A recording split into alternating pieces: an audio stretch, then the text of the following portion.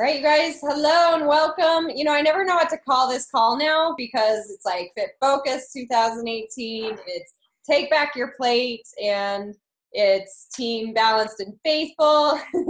I choose Fit, and it's like, what do we call this? So maybe that can be like a good contest. We can what to name our monthly call here. But welcome to everybody on these teams and working hard in these challenge groups. We're excited to do this. The first Thursday of every month is when we do this, and then in between that, Jen and I connect with you weekly. We do office hours in the groups to really, those are really there, you guys, to help focus on topics and questions and things that you have. So if you can jump on those live, it's great. If not, just sharing those things that you need to learn or want to learn more about help us to really make those really good and timely topic-wise in what we're doing. So, but welcome to October. We are ending the year in less than 90 days. So you guys, I just want to encourage you, this is the time to keep dedicated to what you're doing. It's so easy to be in the mindset to let it go and the holidays coming and things like that, but you are going to be feeling so much better and in such a better place mentally and emotionally as well as physically by just maintaining that time for you. So keep that habit strong, keep building that. Don't let that go for you to really spend that time for you. And we're excited. I mean, there's new programs and new options. Lift 4 is really great.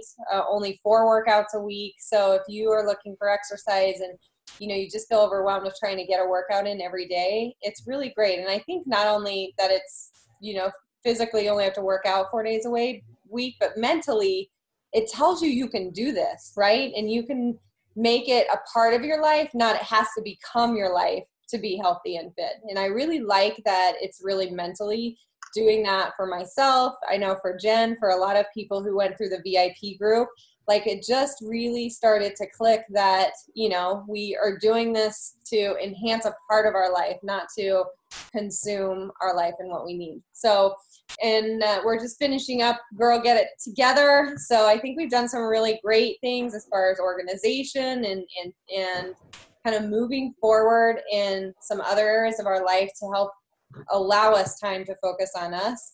So this next month we are opening up the challenge group, or next week we're opening up the challenge group, Real Solutions. So instead of waiting and having New Year's resolutions that aren't really fantastically known for things happening, we want to start now with some real solutions to help us move forward and progress in our life, not just something that we hope and wish will happen, which are typically resolutions. So more to come on that.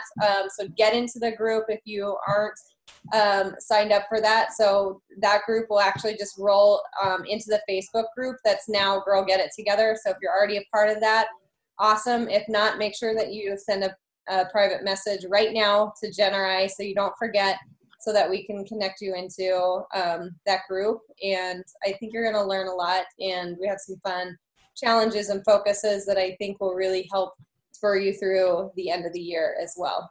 And then Take Back Your Plate, we've got an announcement. We're actually going to announce it live after this call in the group, but you'll want to get onto that so you can see what we're going to do over the next 4 weeks in that group. And I think it will really give some good refreshing vibes to that group and what we have planned there. So that's all I have as far as announcements. So I'm going to turn the time over to Jen, and she's going to talk to us about chaos.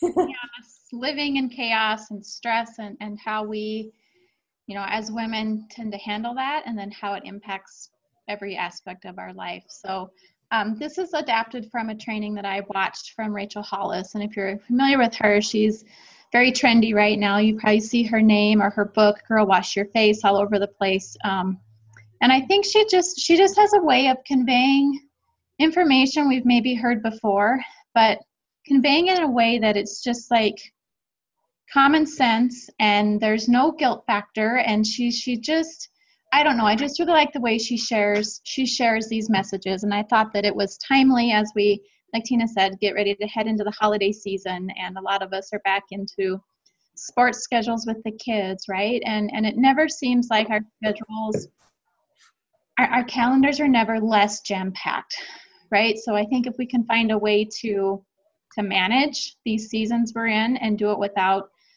becoming complete, crazed women, everybody in our life will benefit. So the truth is that every single one of us lives in a state of chaos. And the difference is the degree of chaos and whether or not we're willing to admit that that's the state we're in. I think that it's important, right off the bat that, we're going to talk about how to embrace the chaos. Know that it's a season, and it might be a really sucky season, but it's a season, and this too shall pass. And remember that, whatever chaotic season you're in right now, each one of us is in that place for a reason, and we're where we're at. We're where we're meant to be at this point in time. So eliminating those outside factors and really just focusing on what we can control in our own chaotic season is really important, I think, as women and moms and business owners, right, or employees, and wearing all these hats and managing all these responsibilities without losing a sense of ourself. So Rachel says that there's 4 ways that women handle stress, and some people ignore it, some people battle it, and some people drown in it. And I just want to talk just real briefly about each of these, and as I do, maybe try to identify which one of these categories you find yourself in more times than not.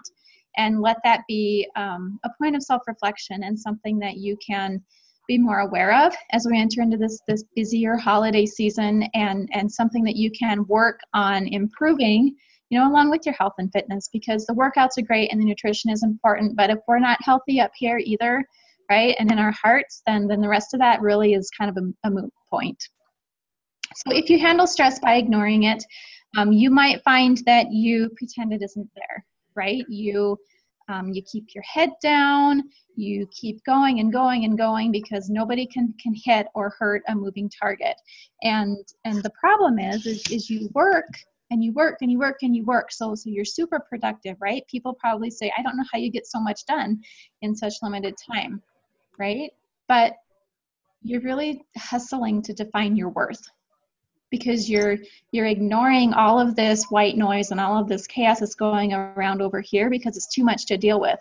So you're focusing on these things you can control that make you feel like you're worthy of the busyness, not the meaningfulness of the activities you're doing, but the busyness. Okay? And some of us might handle stress by battling it. So if you battle stress, then you find that you work harder. So kind of like, similar to the ignoring, but you also find that you get consumed in the things that are easy. And you put all of your time and attention into the things that are easy or that you're good at. So maybe it's work, maybe it's cleaning the house, maybe it's, making a Pinterest-worthy birthday party. But while you're so focused on working harder and doing these easy things, the root cause of the stress and the chaos in your life over here isn't getting managed. So while you're busy making the Pinterest-worthy birthday, maybe your marriage is falling apart because you're so focused on the easy, right? What it really boils down to is if you handle stress by battling it, you're trying to manage everybody around you because it gives you a sense of control, right? Stress is chaotic. It gives us a sense of not being in control of anything, of kind of just maybe just floating through all of these scenarios that are happening to us and not feeling like you have any impact on the direction they're going to go. So if you battle it, you look for the easy and you put all your attention there while the root of your situation goes unworked on. And then the third way we handle stress that's not healthy is some people drown in it. And if you drown in stress, then you feel like you are constantly overwhelmed, right? You're hiding under the blankets instead of feeding your kids and paying the bills. You are feeling like what you do is never enough. It doesn't matter what I do because all of this is still going to be here, and I can't do this and I can't do that, so I'm just not going to do anything, right? You let yourself become defeated in in all these areas, right? And you feel like maybe everything's just pouring down on you, and then your shoulders aren't strong enough to handle it, so you choose not to do anything. You allow yourself to drown in it. And all three of those scenarios have health problems, right? They can create health problems. Stress isn't healthy for us, and if we don't find good ways for each of us as individuals to manage it, then you can have all sorts of health flare-ups, and I know for me, when I'm not handling stress well, I'm binge eating, I'm drinking too much wine, I'm yelling at my kids, and I just feel like crap. Like it's just like a gloomy day, but the gloomy day becomes a gloomy week, and weeks and weeks and weeks, and it's this cycle that's hard to break. So Rachel really talks about the fourth way of handling stress that we all need to work toward, because if we can handle stress and we can embrace stress, then we can handle the chaos that comes with it. So she has some really great tips, and like I said, it's probably nothing you haven't heard before, but I just think the way that she delivers this in a straightforward manner and like unapologetically, hopefully I can convey that to you as well, and we can all move into this season feeling like we're more in control of the chaos in our life. So in order to embrace stress, we need to give ourselves grace.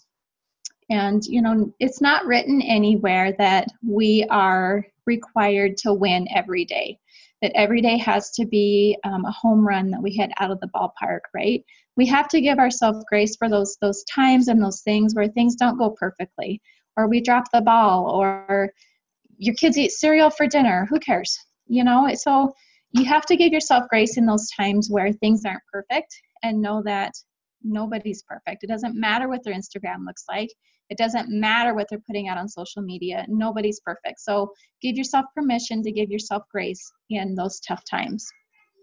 The second way you can embrace stress is just take it one day at a time. So this one really hit home for me because we are on week 5 of 7 of soccer season. And this is our first year of being involved in like a rec league sport. Okay, my girls are 4 and 5. And so we have been gone 2 nights a week, every week, and all of our Saturdays have been consumed with soccer practice, right? And on top of that, we have those weekend activities that we like to do as a family. So when I looked at my calendar, for this block of time, it's like, holy crap.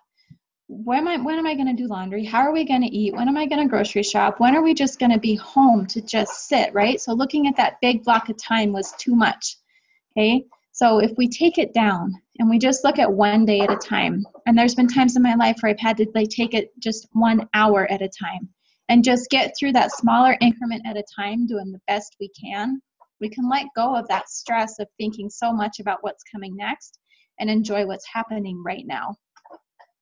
The third tip was to find humor in the situation, and she says, sometimes you just have to find something you can laugh at so you don't cry. And this was me last night when my children decided to dial 911 from the car, and I got to talk to dispatch, and then got a call back from a deputy, and I was just like, I seriously wanted to bawl, right? And in the grand scheme of things, it's not a big deal, but I think as a parent, I have expectations of myself and of my children to behave when they're told to behave, and that didn't turn out so well. And so I did. And this was before I listened to this training, but I just had to, what do you do? It's over and done with. Everybody's fine. So instead of sitting here and crying about how my children will not listen to me right now, I just have to laugh it off. So find humor in the stressful situations to break that that all-encompassing mindset of things never going right or things you don't have control over. The next one is something that Tina and I have talked a lot about, and you've heard us talk a lot about it if you've been in several of our challenge groups, and that is taking time to take care of yourself, right? So you can't take care of anybody else if you're not taking care of yourself. Go on a date. Go see a movie, get your nails done, get your hair done, read a book, go for a run, whatever it is that can give you that mental space from all of your responsibilities as a wife, a mom, a teacher, a a volunteer, whatever those hats are, whatever activity you can find that gives you that mental break from all of that, take it and don't apologize for it and don't feel guilty about it, and give yourself permission to use that time on yourself, right?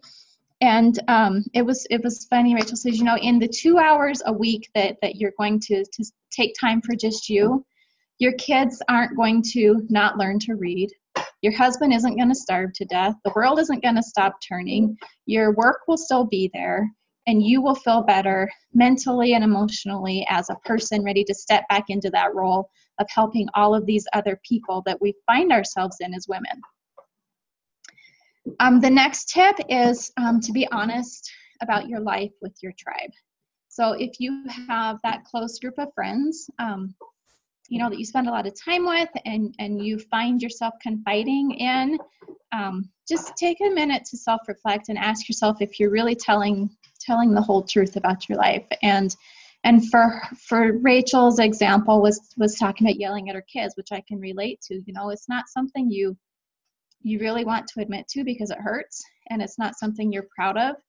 But if you don't let your tribe into your life with that honesty, you're not ever going to truly get to know the people that are there to support you, and they're not going to get to know you, and that support system then isn't as strong as it could be. So by finding your tribe and then being honest about your life with it, you're also giving those people in your circle permission to be honest about their lives and create that connection. Like, oh my God, I yelled at my kids last night too, and I feel horrible, right? So find your tribe, be honest about your life with your tribe. And then lastly, ask for help. And Tina and I have touched on this one, and it's something I struggle with, right? I don't think anybody can do anything as well as I can. So I just try to do it all. And then I end up feeling stressed and overwhelmed. And pretty soon I find myself in that place of ignoring everything that needs to be done and not accomplishing anything. So, she made a really good point that, decades ago, families lived as a family unit, right? So you didn't move out of your parents' house.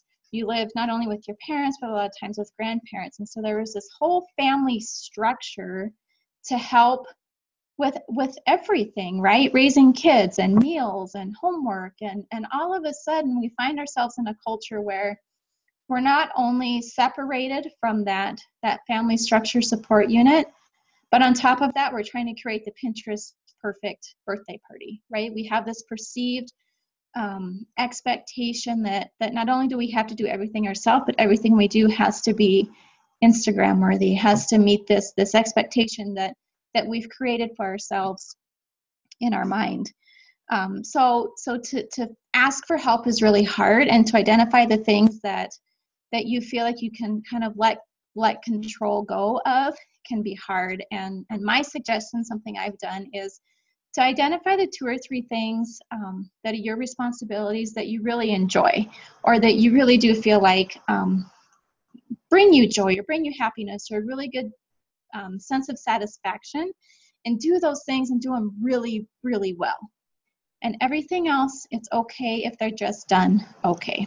Okay. If you were in our perfectionism training here at the beginning of summer, it goes back to the theory of, nobody says that doing laundry has to mean that it's, washed, dried, folded, put away, ironed and put away.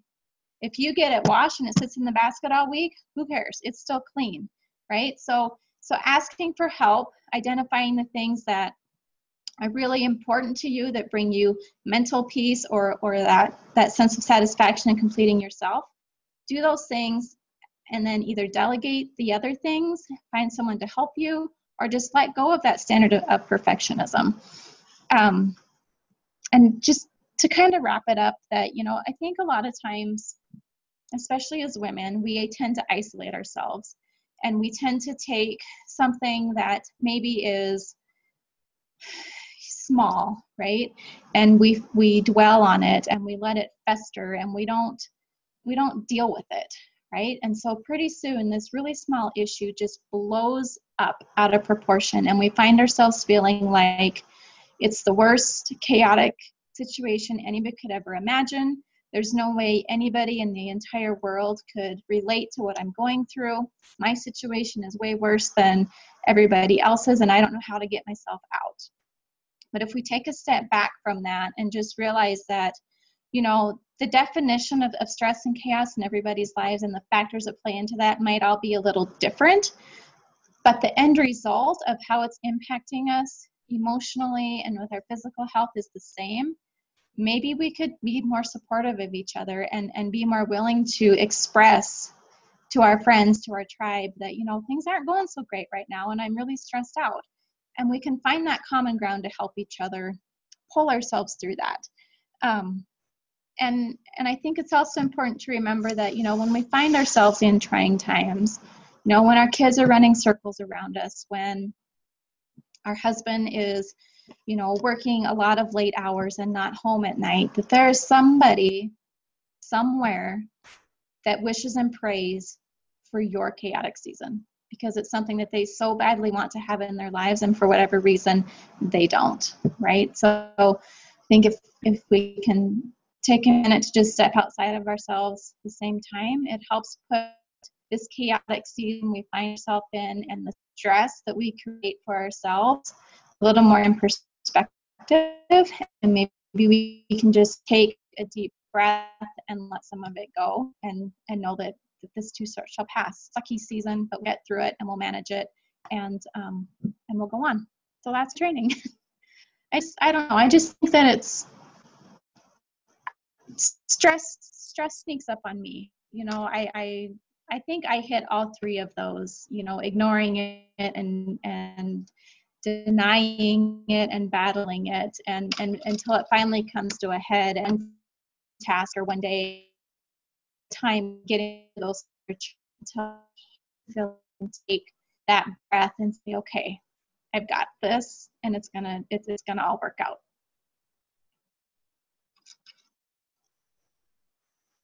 Comments? I had to unmute myself here. So I agree. I think, like, when you said pick one, I'm like, I don't know if I could just pick one, as far as type of stress to deal with. But it is so important to just know that I think that it will pass, right? Like, we can get through those things in the hard moments. So thank you. Those are some really great strategies. I was typing a lot of notes because I think that's something we need to think about doing in the moment more, than when it finally gets to that point where I allow it to blow up a lot of times in my life, just to get it, shove it down until it's just really too much. And then you have to let it explode out too. So Karen, any questions or anything that you have, or? Not really. I mean, the way I look at it is, everything's going to work out. And, whether you're really stressed or not, I have a tendency to just kind of let things flow. And I honestly don't get stressed too much, but I do get hard on myself, but it'll all work out. And no matter what happens, it'll all work out. Yeah, that's a really great perspective. Yeah, really good. Your goals. It'll all work out. Yes, whether it takes 1 month or 3 years, it'll work out. I think as a mom of 6, you probably just have to do that, and it just gets easier and easier over time because there's so much to get to and so many people to put in place in your life. So I think that's pretty awesome. But. And it gets even harder as they get older. I know. You don't want to hear that, huh? I don't want to hear it. You don't think that's true, and then you're like, holy cow. Yeah. Wait until they hit teenager years. I had 5 teenagers at one time, and oh my goodness, it was tough. I'm not going to make it through 4 and 5. This too shall pass. Yeah, right? That's true. It'll all work out. Awesome. Good. All right. Well, thank you, Karen, for being on live. Thanks, you guys, for coming back and watching the training, and, be willing to share that. I really want you guys to feel like the groups are a safe place for us to open up, for us to it's not just about doing a workout. It's not just about eating healthy, you know, everything in between there needs to happen and needs to, you know, it's life, right? So our health and fitness is there to give us that time, to allow that release, to help us to feel better, to be able to manage it more. It's not a, you know, in addition to or an aside to that. So use that for that and use that support. I think this is the best part of being involved with Beachbody is having access to this community and to other like-minded women. Yet I think it's the thing that we don't take advantage of enough, you know, to really use each other's experiences and, you know, to help each other through life, not just fitness, you know? So I definitely underutilize it. yeah, I hope we continue to connect and to get to that point where we're using it more that way too. So, all right, on to a really good October. I am excited for our the theme and the focus that we have for this month, and you know, because I think goal setting is something that we get way caught up in as far as having to be lofty and big. And I think you're going to walk away really being able to allow some things into your life and allow some things out of your life, that it's going to feel really good. It's going to feel good. So more to come, and we look forward to you guys being in there. So thank you, and we'll have a good night. Bye, you guys. Okay, good night.